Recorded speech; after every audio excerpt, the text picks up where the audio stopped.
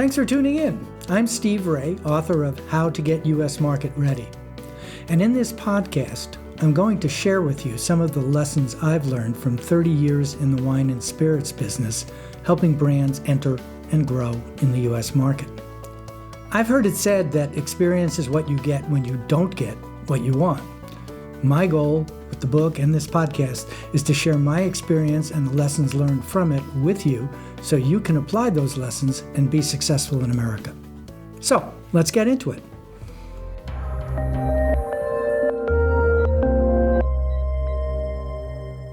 So let's start off with U.S. market, the history. The modern beverage alcohol industry in America began with the 21st Amendment, repealing prohibition in 1933. New laws had to be established to control and regulate the sale of alcohol, and those new laws were focused on eliminating the monster that was created by prohibition. Well, that was 85 years ago, when the world was a very different place, with gangsters like Al Capone smuggling rum runners and bathtub gin as the problems of the day. The federal government had three priorities at that time. One was generating and collecting taxes. Second, protecting public safety, product quality and standards. And preventing, fourth, false advertising and consumer deception. At the same time, control was granted to the individual states on how to regulate, monitor, and manage sales of beverage alcohol. The structure of the industry that was established set up the three-tier system to prevent any one entity or category from having any undue control or influence. There was also the introduction of what we call tied house regulations, which limited participation of suppliers and importers and distributors from owning an interest in retail on or off-premise accounts. The states correspondingly set up systems that fell into two broad categories, open and control. The control designation essentially set the state up as either the distributor, in the case of Mississippi, or distributor plus retailer. Pennsylvania and New Hampshire are examples of that, essentially similar to the monopoly countries such as the Scandics. In open markets, the state's role was less limiting, allowing free market participation by distributors, retailers, and bars and restaurants. The net result is that there are 52 different regulatory entities in the United States. There's the 50 states, plus Washington, D.C., and Montgomery County, Maryland. Both function as independent regulatory entities.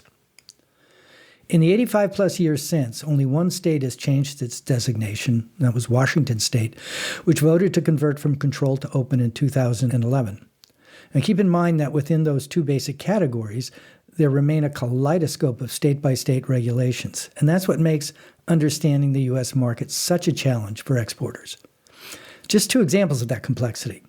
Some states were set up open for wine and control for spirits. Michigan is an example. And some states allow sales of wine and or spirits in grocery stores, California, and some prohibit it in New York.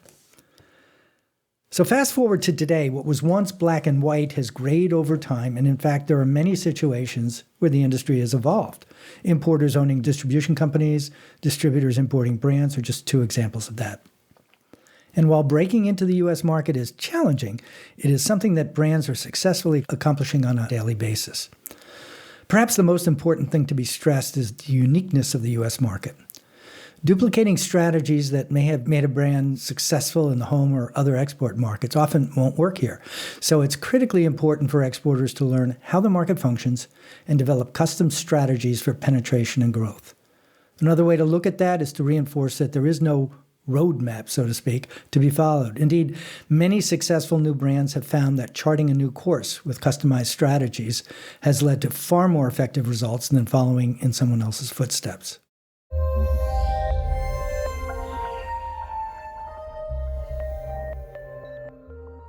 Opportunities. Here's the big conclusion to keep in mind. Yes, you can be successful in exporting your brand to the U.S. However, I wanted to highlight here some of the key forces that are driving change in the U.S. market. These inflection or tipping points represent opportunities to deal with known existing obstacles by navigating your way through, over, or around them. I've cited some examples of brands that have leveraged these and urge readers to apply their own creativity to do the same. Number one, think outside the quote-unquote agency brand model. While some brands have had luck catching the eye of an existing U.S. importer, the reality is that the odds do not favor the vast majority of smaller and specialty brands vying for entry. A better strategy is to look at this as a two-step process, short-term and long-term. And by that I mean, don't think that you have to find your forever importer first. It makes more sense to start with an importer who is guaranteed to say yes. They're known as service importers, such as MHW or Park Street. To get started with, while you learn the ropes and establish that all-important case history of success in a limited number of markets and accounts.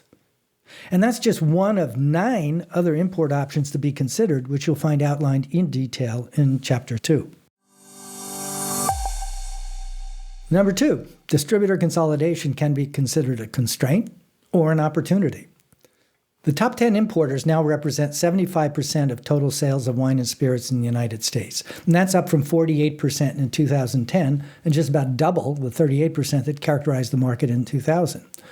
So logic dictates and reality confirms that distributors spend the lion's share of their attention on the brands that represent volume, revenue, and profits. Sure, they're interested in new brands, but faced with the reality of thousands of producers clamoring for the attention of the guy, and yes, it's usually guys, at the door, we've seen a lot of brands have success by following this strategy. Create a success story with metrics that document repeat orders at retail, and then trumpeting that success through the trade press.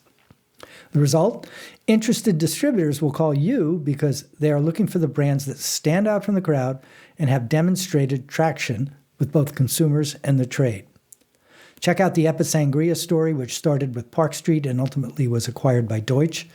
It was a grassroots, low-budget strategy that flouted the common perceptions of the category as being cheap and sweet. Higher price meant higher margins, and higher quality helped reignite consumer interest in a category that was given short shrift in the market. Number 3, e-commerce. It's no secret that e-commerce represents a huge opportunity for wines and spirits in the U.S. True, current regulations have slowed the momentum of the channel in the 2 years prior to the writing of this book, but as we've seen with COVID-19 and what looks like is coming down the road, the smart money is betting that consumer demand and economic realities will inexorably force the DTC, direct-to-consumer e-commerce market, open. Some people have said that we've let the genie out of the bottle with a lot of states allowing the sale of wines and spirits with takeout food. Well, that means new to the U.S. brands need to be exploring and testing ways that they can work within the online Bevolk system, but are more tailored to their needs. And 4, evolving demographics. We talked about this earlier. Millennials have grabbed the headlines in terms of redefining how the new generation discovers new to them wine and spirits. Social media has been the engine that has transformed word of mouth from the face-to-face, one-to-one conversations that used to take place around the office water fountain to the exponentially greater reach of one-to-many. Smart marketers are recognizing that being creative and using new communication tools to capitalize on an entire generation's interest in discovery, sharing, and experiencing. Case in point is the 19 Crimes brand we mentioned earlier. They were one of the first to use augmented reality and to tell a story in a spectacular way. If you haven't seen it, head on over to the Living Wine Labels app and experience it yourself. Results?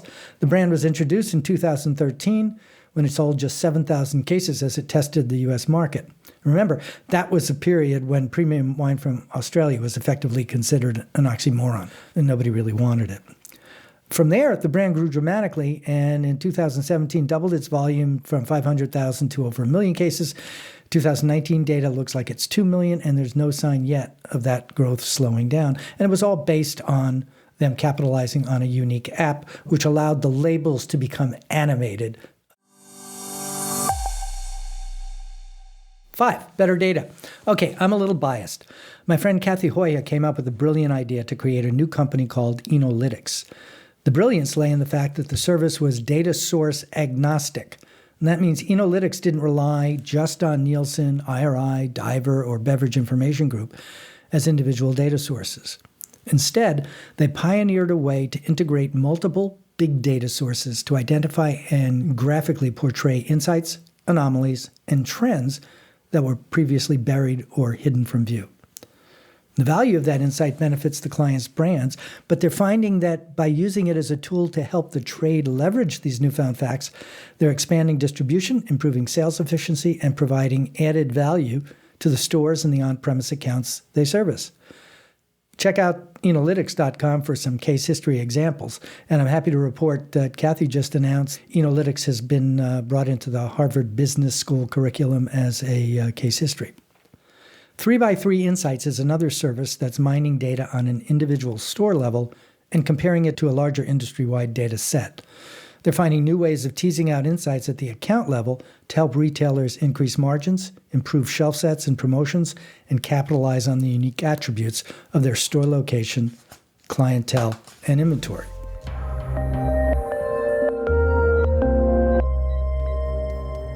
Well, that's it for today. I don't want to take up any more of your time. We'll see you next week on How to Get U.S. Market Ready, presented by the Italian Wine Podcast. Hi, this is Steve Raye, and here's the thought for today. Never confuse activity for achievement. That's a great line by my friend Ben Salisbury, and it really helps people stay focused on accomplishing results as opposed to just creating a lot of activity.